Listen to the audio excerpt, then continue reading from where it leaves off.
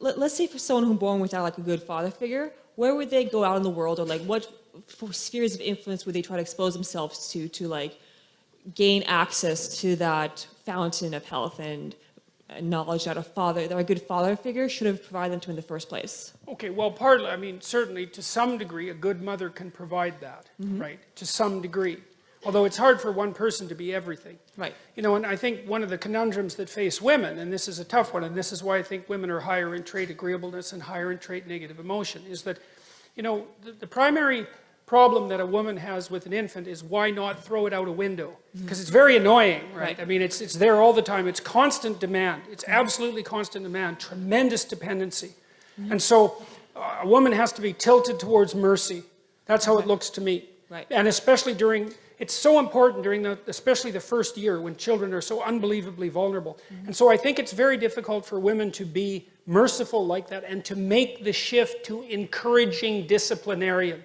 I think that's a very difficult thing for people to do simultaneously. Although, you know, people, I'm not saying that women are always only merciful and men are always only encouraging disciplinarians, but things do sort themselves out to some degree like that. And I think also the biochemical transformations that accompany pregnancy and childbirth and lactation also tilt a mother towards that as well. Because she has to really love that little thing, right? It's number one, no matter what it demands.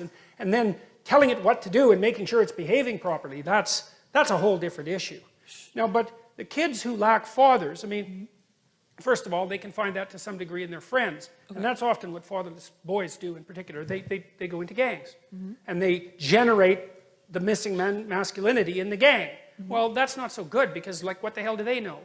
Yeah. Well, they don't know anything, right? They're just stupid kids, and they're like 15 years old and their testosterone is pumping and they're trying to get the hell away from their mother, which is what they're supposed to do.